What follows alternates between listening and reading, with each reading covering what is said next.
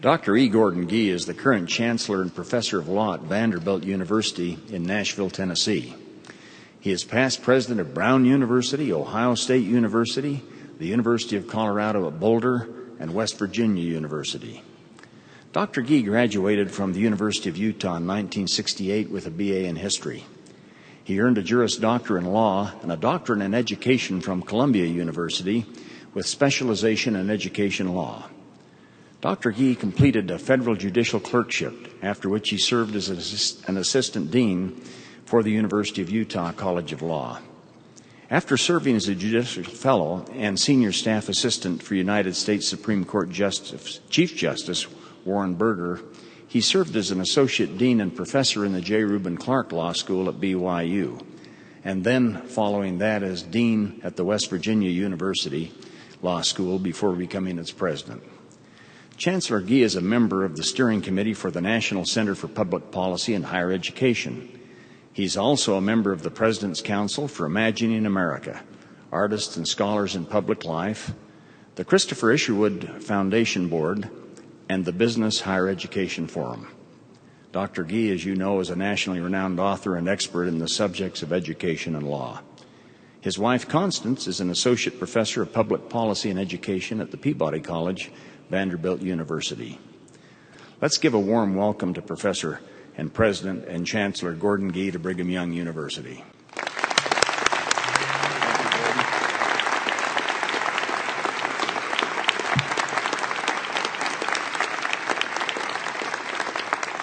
Thank you, Dr. Samuelson. I must admit that I'm grateful that he did not disclose information from our time together as students. He and I were fraternity brothers together, and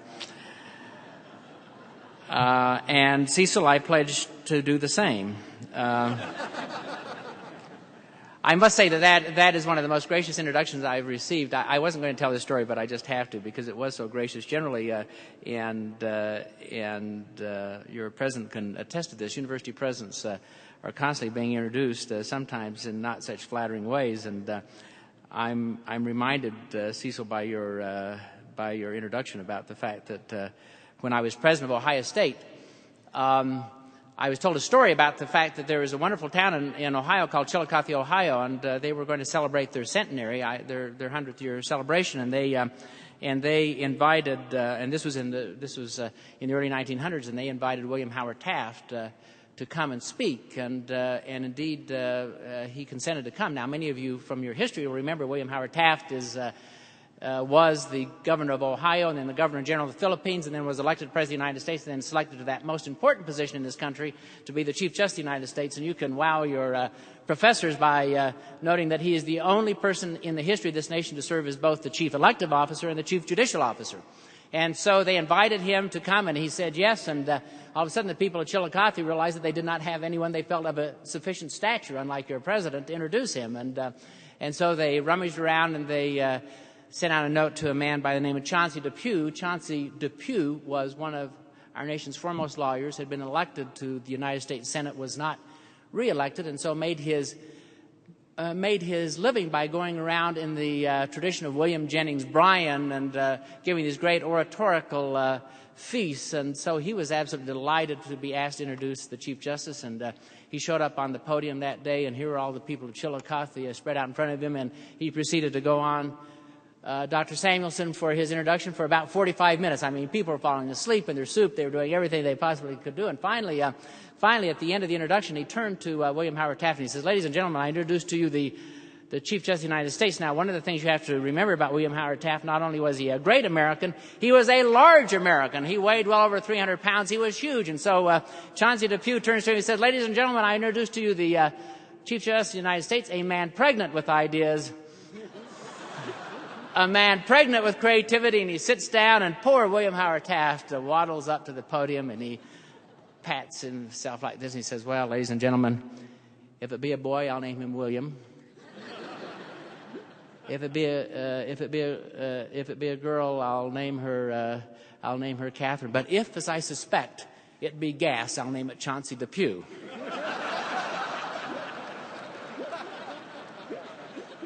I don't know why your introduction reminded me of that, Mr. President, but it did. I also want to thank my former colleagues at the J. Reuben Clark Law School, some of whom are here today, for the important part, and I want to say this most seriously, for the important part they played in my life and the vision that they outlined for me and the inspiration that they are for me. Behind me is one of my dearest and best friends is Reese Hansen, who served for 15 years as the dean of this inspirational law school, and I want to acknowledge him. I also want to acknowledge someone who is not here, who continues to inform my life every day, and that is your former President Rex Lee, who was the founding dean of our law school here and recruited me, some unknown young guy, and gave me a great opportunity. And for him, but for him, I would not be standing here, and so I do acknowledge that. Of course, none of them believed that I would ever amount to much, and they are right. At least in the eyes of many faculty in universities, presidents rank slightly below congressmen and journalists and in terms of importance, so I do acknowledge that. But as President Samuelson has discovered, the university presidency is both full of peril and humor, particularly for someone like me. For example, I just do not look like a university president. I have always tried, but I've just never been able to quite make that happen. And it was driven home to me very recently. I came to Vanderbilt in the year 2000. I came from Brown University, and my very first day on campus, all the freshmen were coming onto campus, and so I walked across a beautiful campus. I walked across the quad, and I saw these two freshman young ladies coming toward me, and they were just chattering and having a great time. And all of a sudden, one of them looked at me, and she recognized me. I thought, this is fabulous. I've been here 3 hours. This student already knows me. And so, not wanting to interrupt them and wanting to be cool, I kind of nodded to her, and she nodded to me, and nodded to the other student. She nodded to me, and finally, they passed me, and they got about 10 yards past me, and I heard the one whisper to the other one. She says, "Katie," she said, "wasn't that Orville Redenbacher?" So it comes with perilous times, Mr. President. Let me assure you that one of the things that I enjoy doing as part of being a university president is I enjoy going out and reading to students in the grade schools around our area. And I just had this wonderful opportunity to read to second graders in the Aiken School in Nashville, Tennessee, and then their teacher, of course, had everyone sit down. Now, you write that guy a note. And so they wrote me these lovely notes I thought you would appreciate there. "Dear Principal Gee, you read good, but you need to practice holding the books up so I can see the pictures better. Maybe you should practice with your Vanderbilt students. Dear Mr. Gordon, it was fun to meet you. Thank you. Me and my friend Betsy want to know if you buy all of your ties from McDonald's or just the red ones. Mr. Gordon, thank you for coming to visit. It was fun because you're almost the same size as us, very small," which I thought. But this is my favorite one. This comes from Jamie Schott. Jamie is a third grader in the Carter Lawrence School. "Dear Dr. Gee, thank you for giving us your time. I thought it was exciting and fun. I learned that looks can be deceiving." So, what can I say? Anyway, it's a wonderful life, and I am privileged to have served in these capacities, and I am truly honored to have been invited to BYU as a forum speaker. However, let me just be very clear, the neurotic part of me cannot help but notice that I was invited as a forum speaker, not a devotional speaker. So I am now plagued by insecurity. I mean, do I not seem spiritual enough? Have I become too secular? Have I fallen from grace by moving to Tennessee? I would not be the first, I might note, to be certain, but you know how it is to return to your home territory and to try to cut some sort of figure in it. You want to impress, and you want to be thought well of, to live up to everyone's best wishes for you that they had upon your leaving. Whatever you may think of me, and even if I have become too secular, I cannot return to my home state of Utah or to visit this magnificent campus which stands for so much, which has helped so many people, without feeling as though I am making a pilgrimage home. I cannot ever come back to Utah without feeling a devotional purpose in my return. And Utah has, for so much of its history, been a place of pilgrimage in its own right. So as I considered my remarks, the discussion of my vocation as a university president and chancellor, and the years I have been honored to be able to serve 5 very distinct, magnificent universities in that capacity, began to take on a devotional tinge. I realized that everything I might have to talk about to you, the entire way I have spent my life and how I learned to make appropriate decisions and how I have any authority at all to speak to you in a forum capacity, comes from my upbringing as a Latter-day Saint. That was, to me, an intense realization. And I also realized that it has been my wanderings in this world, my time spent outside of the safe and rich haven of Utah, that made me more aware of the merits of my own faith. To say that my faith had not been tested is not entirely accurate. Latter-day Saints have so much field testing in our principles and duties of mission. But I should say instead that in my case, my faith, that is a legacy of my family and their gifts to me, had not fully been proven to me. And in that case, not proven until I had seen it exercised in my dealings with others as a university president. Even if I do not know that faith as a theologian knows it, at least I understand in my heart and know it as a practice, because I have come to see its similarity in its interweaving with the mission of higher education. For many years, I have thought about my professional development in this way, that everything I know about running a university I have learned from my mistakes.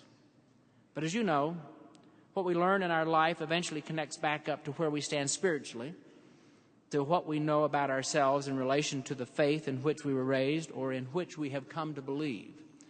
Most of the mistakes I made occurred at the moments I was not paying attention to the kind of leader, the kind of person I wanted to be. So I may say, then, that everything I know about being a Latter-day Saint I've learned from running universities.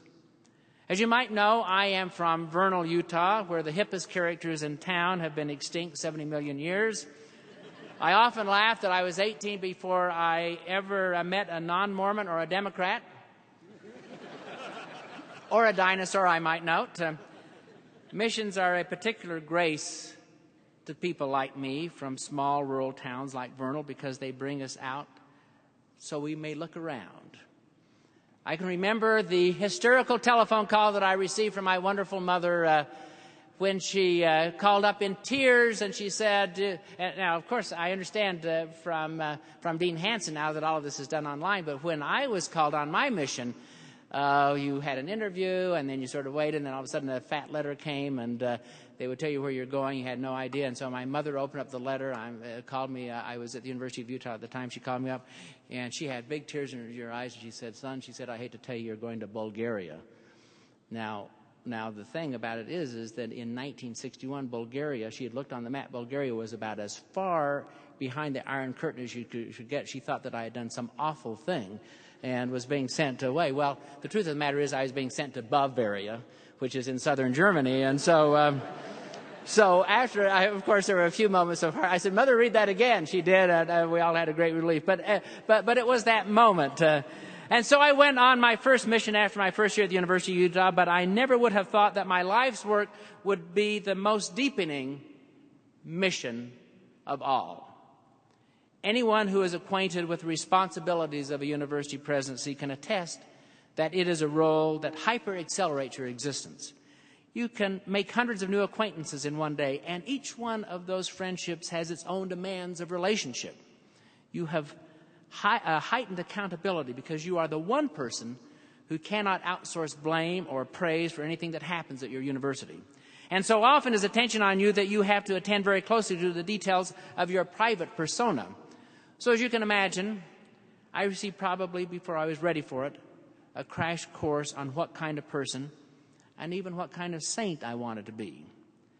The first lesson I learned that deepened my understanding of my spirituality is that I had to be comfortable with what I am and what I represent as university president. My experience as a unique and highly symbolic figure on campus has inoculated me to any suspicion others may have about me as idiosyncratic or exotic or representative of a minority. On any campus, the chief executive officer is something of a unicorn. In your uniqueness, there is no anonymity. Everyone knows who you are, and everyone has an opinion about how you should lead or how you should spend your time or even how you should dress. I remember this story so very well. I'm 36 years of age. I'm the new president of West Virginia University. I like to wear argyle socks. I like to wear argyle sweaters. I like to wear bow ties. I like to wear khakis. And so that's what I continue to do. And 3 distinguished members of the faculty came in one day and they said to me, you know, we're disappointed in you. And I said, why? And they said, well, you don't look or act like a university president. I looked in the mirror and I am disappointed myself. But anyway, and so they said, you've got to act like one. And of course, my vision was the tall, gray-haired, gravelly-voiced person, someone who looks like Dr. Samuelson. But that was never to be. And so I tried to change. And so I started being a little bit more aloof. I wore suits, 3-piece, a variety of other things. And ladies and gentlemen, let me tell you, brothers and sisters, ladies and gentlemen, I'll use whatever I want to. We're all friends. I did that for a while, and 2 things happened. 1, I was miserable. And 2, I was failing. And a great lesson for me is the fact that you have to be who you are, not what other people want you to be. I changed. I go back today at Vanderbilt. I wear argyle socks. I wear khakis. I wear bow ties. And I'm a very happy person. A great lesson for me. After more than 25 years in this position, I know that if any human can handle that kind of scrutiny, he can bear up as a representative of what he believes in his innermost heart of hearts. I have learned to have thick skin, nerves like sewer pipes, and a good sense of humor. Feeling criticism is part of the nature of a university presidency, but remaining calm in the face of criticism is excruciatingly difficult, as is not feeling stampeded by emails, telephone calls, and letters flooding into one's office. I wonder if it was the experience gained on my mission that has made me appreciate the strength of character that is required in such situations, or if it was being in such situations as university president that helped me to understand exactly what was taking place inside my heart on my mission. I learned that my experiences in mission had been intended also to impart strength to me, whether I had that strength at the time or even whether I acquired it later. I now realize part of the benefit of those trips, what they are intended to do for us. From presiding over 5 universities, I learned humility. I learned not to believe what the alumni magazine says about me. I learned that it is possible for a university president still to possess all the frailties of humankind. I learned that although I was serious about my position, serious about my vocation, I would not let seriousness turn into seriousness about myself, because then not only would I have been unbearable to be around, I would be vulnerable to puncture at any moment. I can remember well, again, a Vanderbilt experience. I moved into the student center. Most university presidents live in, I shouldn't say this, most university presidents live in big houses and beg. And most university presidents also are in administrative offices. I decided I want to change the culture. So I moved into the student center. I had an open office there. And the students could come wander in and feed the president, do whatever they wanted to do. And I did that for a year. And my assistant, my wonderful assistant, Ruth Ann Brown, after I was there for a short period of time, she came and rushed in. She said, you need to go to the men's room. I didn't, but she persuaded me to do so anyway. And so I went down, and as I walked in, there was one of these things, you've seen them up there, where you push on them and the air flows out. And up above it, some very clever student had said, push and talk to the chancellor. So you can understand the kind of life you led. That said, I also have learned to be realistic in my conception of myself as just one of the individuals of the university. It is true that I do not find the same encumbrances in the bureaucracy as others do. I have to understand that my experience differs from others within the same institution, and that difference insists that I reach out to those others across the gulf of differences which separates our experiences. I have learned the value of recognition and of appreciation for all of the talents it takes to run a huge and complex institution like a research university. I've learned to recognize humans in their worth and dignity, not just as a theory, but by actually watching and by being in awe of the skills and the dedication of the people around me. I learned to treat everyone within the institution as a teacher, everyone as a teacher, no matter what that person does. John London cleaned my office in the student center. I would stay late at night. John London has an 8th grade education. John London is a wonderful man. John London was frightened to death of me. And finally, one night, I asked him if he wouldn't tell me a little bit about himself and about the university. He would come in, and we would have these kind of little short chats. And finally, he sat down. And in that conversation and subsequent conversations, I learned more about the university than I learned from the academic vice president or the vice chancellors, from everyone else. Because John experienced the university. John experienced the university in real time, in real life, in real ways. John London was a great teacher and is a great friend of mine still. Learn from everyone. I've gained the ability to see that students are also partners in the university's effort. That all individuals on campus, as one might categorize them as great and small, are members of a community that depends upon them. I've learned that respecting the worth and contribution of each individual is the only way to live not only the intellectual values of the university, but also the values of my religion. I have also learned not to expect automatically that other people at a university will treat each other with respect. I realized I could not and still cannot passively expect that this will happen.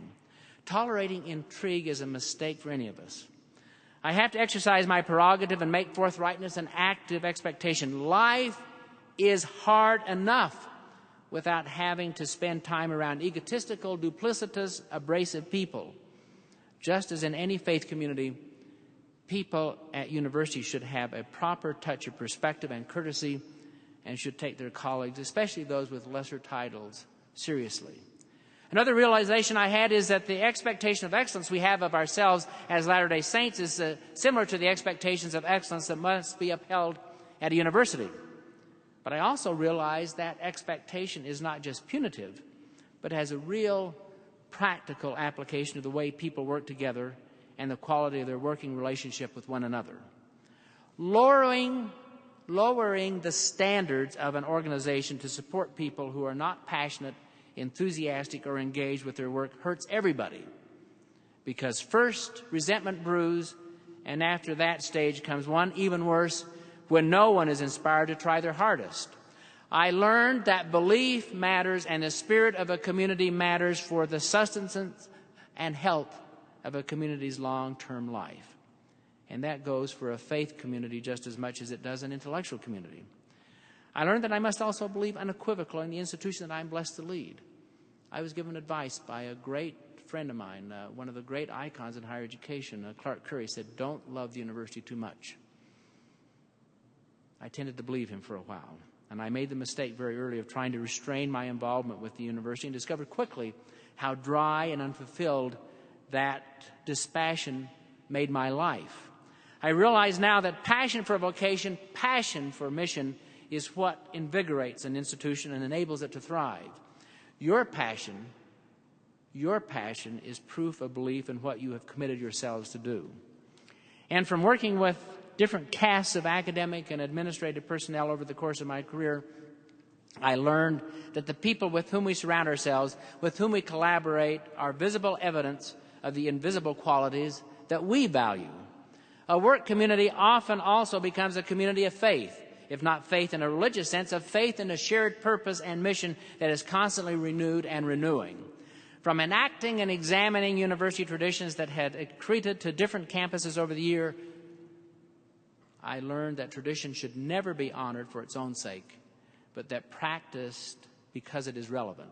Saying that this is always the way we have done things at BYU, at Vanderbilt, at Ohio State, is never, in my view, sufficient.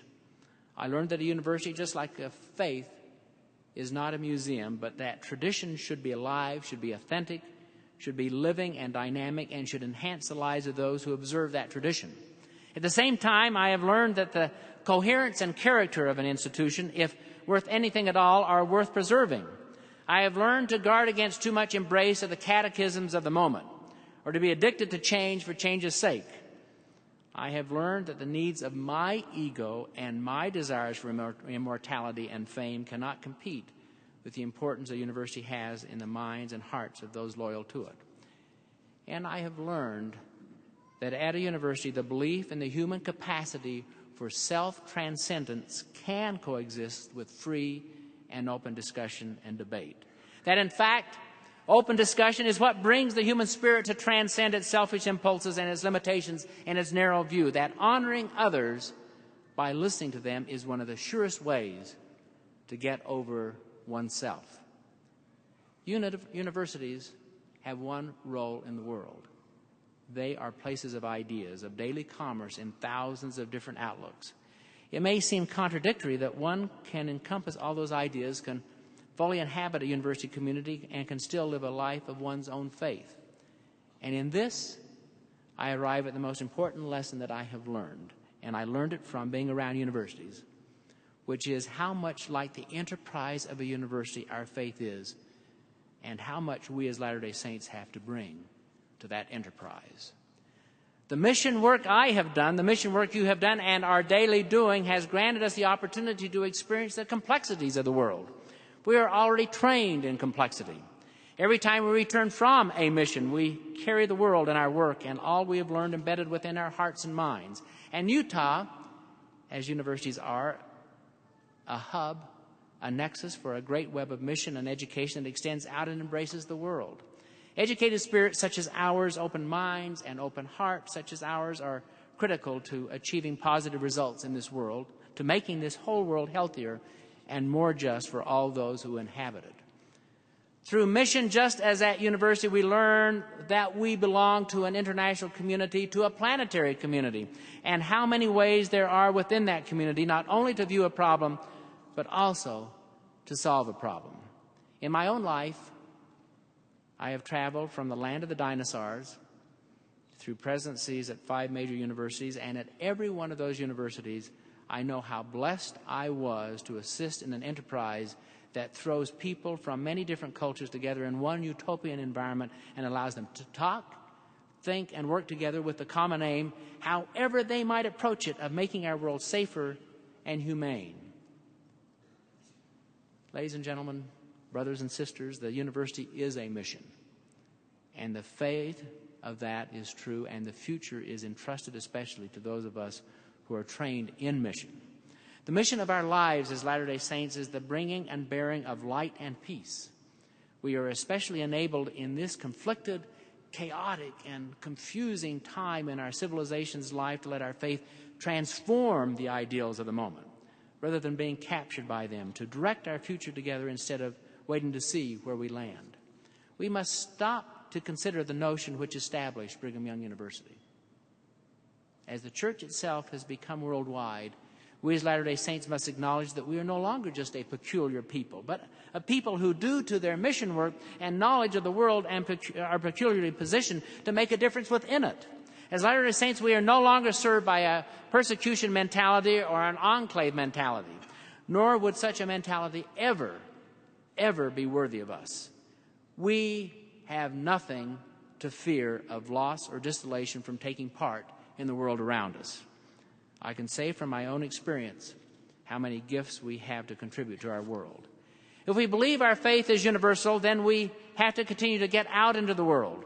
Beyond having nothing to fear, I would say that we have everything to gain, and even more accurately, that we have everything to contribute. We are workers of peace and bringers of knowledge. That mission has always been, but now it is amplified and there is new urgency to it. Your unique experiences as missionaries to different cultures will place you in a position to heal the world, to participate in international community as our faith expands outward.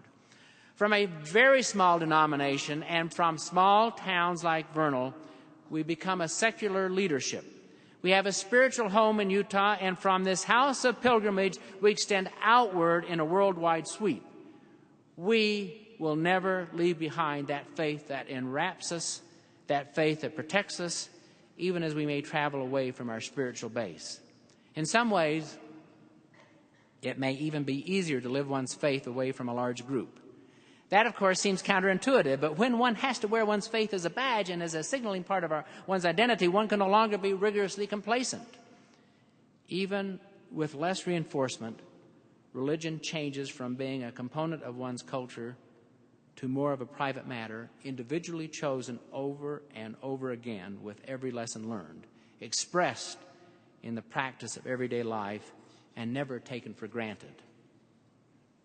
one final point, and isn't that word final a cheerful one?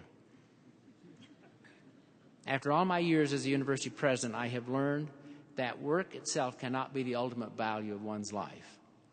I have learned that work should not ever be at the expense of one's interior life, of one's spirit, and that any achievement that comes at the price of joy and growth, at the price of reflection, is empty indeed. I have learned that work is best when shot through with spirit, when justified by soul, when inspired by service and sense of mission. I continue to learn, after much trial and error, what it means to be a fully rounded and successful person with a life of faith. And I learned the hard way, ever since accepting my first job as university president of West Virginia, that I thought I was ready, but was not really ready for. I have learned that our mission should not end when we return from where we are sent, but that we are always sent. We are always sent. That we can coexist with good faith with others who are unlike us and thoughtfully celebrate the beauty of this various world. And that everything we do know about why our faith works comes from life and is supported by life and is sensed through doing what we do. This, my brothers and sisters, I have learned from the blessings of being a university president. This I have learned from an informed faith. This you will also learn. So God speed you on your own remarkable journey and mission. Thank you very much.